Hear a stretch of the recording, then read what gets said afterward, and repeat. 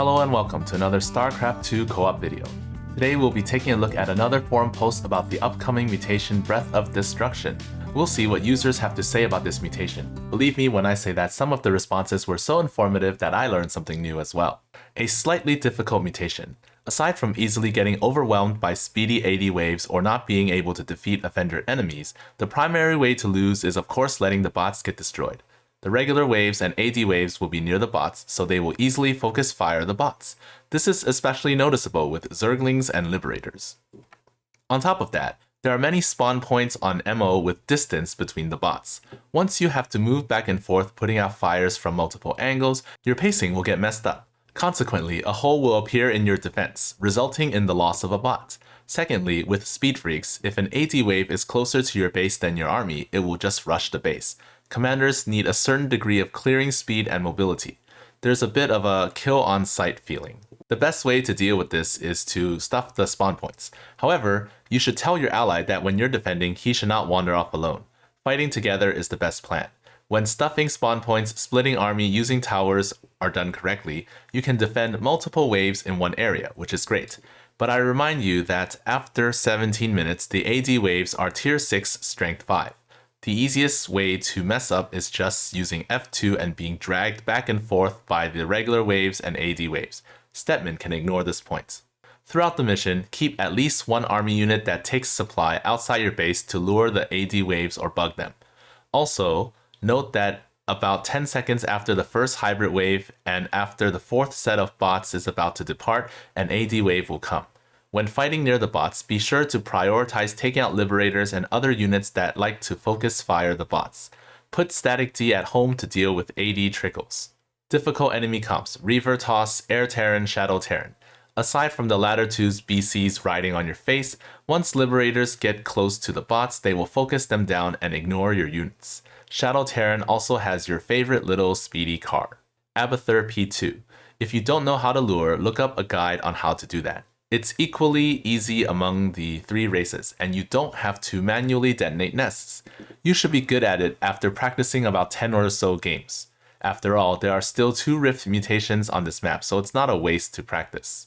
Brutalisks and Ravagers are good at putting out fires, Brutas in one group and Ravagers in another. Deep tunnel to wherever there's a problem. They have a lot of HP, so they're not afraid of enemies popping in their faces. Their head-on capabilities are strong enough to create a pseudo-solar bombardment. You can stuff or spawn camp spawn points with toxic nests. This is personally my favorite choice. Biomass can stuff spawn points. Tychus P2. Nux might be left to deal with a max Avenger enemy if he fights high HP enemy comps, so consider having Vega deal with them afterwards. Once again, I remind you not to put anyone in the natural. Zerato P2. Telbrus Legion will help you pass the early game. Even though Enforcers aren't so great against ground, they have a lot of HP and they can push speedy Liberators away. Remember to leave Void Arrays so you can rally units there and defend multiple fronts. However, don't put all your units inside because you need units to attract AD. Stepman P2. Use Evos to stall the first speedy wave. Slowly killing the waves might result in the enemies in the back getting Avenger from the enemies in the front. You must use Overcharge well in the early game. Hardened shieldlings are still top tier. If you only use F2, you can consider burrowing lings in key locations to stall. When fighting enemies that have high armor as a result of Avengers such as Immortals and Reavers, bring units other than Zerglings, or else Zerglings won't be able to take them out. If you're not good with micro, you can make Banelings, but when they revive as lings, they will attract AD. Once your Ultras miss the stun with Burrow Charge, they're kinda like paper when faced with Avenger. Super Gary can consider putting down 4 Statelites near the first bonus to stuff the spawn points. He loses points because of things like Speedy Phoenixes from AD, which will take out Statelites. It's rare to see Reaver Toss being easier than DT Toss or Phoenix Toss. Dehaka. Kinda similar to Growing Threat. If you just make Creeper Hosts and rely on pack leaders and nothing else, you might just get rolled. That's because Dehaka, aside from Impalers, burrowed units are not targets for AD. If Creeper Hosts are unburrowed, Speed Freaks make the enemies too fast. The Locusts need time to fly over and crash into enemies. If the AD waves land in your face, you'll suffer losses easily. You should add some Primal Worms at home for your eye death. You need to make some units that attract AD and draw aggro from the attack waves to serve as a kind of a front line. For example, Primal Igniters to burn Zerglings. If the enemy comp allows for it, the easiest method is to mass Tyrannosaurs or mass Guardians to bully ground units. Another thing is that there are many small waves on MO, and with AD there are even more waves. I personally like using P1. You can eat bio units to heal the bots to increase room for mistakes. Tyrannosaurs also match very well. I also like P3, although I just use Zweihakke and play like P0 while Tehaka just IDEFs at home. That way you can just use the 2 Hakkas, assuming the enemy has psionic units and top bar, to form 3 armies. Aside from having to keep Mervar for the 1530 and 2806 waves, you can just use whatever pack leaders to put out any fires. Essence can also stuff spawn points. I will reiterate that buildings don't attract AD. For tower commanders, put a Mirage or a paper plane in the corner to bug out AD. Towers that have finished their job can also stall or fight AD waves. Just Avenger itself won't wreck Swan's towers, and for Carax, I personally prefer P1. If you have extra money, consider putting a few towers near the bot's spawn point. Leave as soon as you see Stukov P3. His whole base attracts AD. His DPS against high armored Avenger units makes people cry. You don't even need extra ammo for tanks, even on a map where you mainly defend against attack waves. I remember a long time ago, a fully Avenger BC killed about 200 infested marines on that mutation with Avenger and power overwhelming on Scythe of Amon. As a side note, Stukov P1 is usable. It's just that during the second bot waves, it'll be pretty rough if the enemy comp is strong. You'll be fine if you make it past that. After this week, the mutations will be pretty easy all the way until the end of November when sheer chaos rolls around. Consider using these mutations to level up commanders. Okay, got it. Just quit if you see Stukov P3. Avenger? It's Caldalis' time to shine again. Let's see who is fiercer. With Avenger and AD, it'll be tough for Network Administrator. For duos with pubs, you should just use P0 or P1.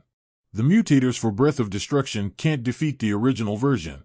Also, having your forces split apart will easily draw aggro from the speedy enemies. However, if your conservator for your network administrator gets crushed by a drop, then it's another story. The main point is that if you're not familiar enough with AD timings to prepare in advance, your ally has to be able to cover for you. MO is just perfect for Lone Wolf's multi-angle defense. For this week, the enemy comp affects the difficulty. If it's a weak enemy comp, the mutation will be easy. A tough enemy comp will easily produce a 10-stack Avengered boss like a Thor, BC, Immortal, or Ultra. There will pretty much be a hybrid behemoth or dominator with every wave after 10 minutes. Only the 1530 and 2806 waves come with big hybrids. Now that you mention it, that seems right. It comes when the 3rd and 5th sets of bots are returning home. The one after the 4th set doesn't have hybrids.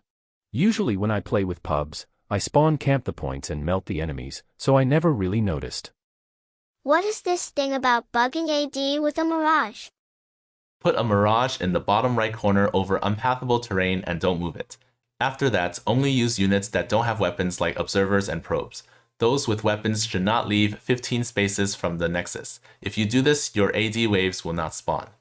Energizers that are phased do not have weapons. In their normal mode, they do. If you make a unit with a weapon and an AD wave spawns, another wave won't spawn within the next 2 minutes, and they will not accumulate. How you deal with this is up to you.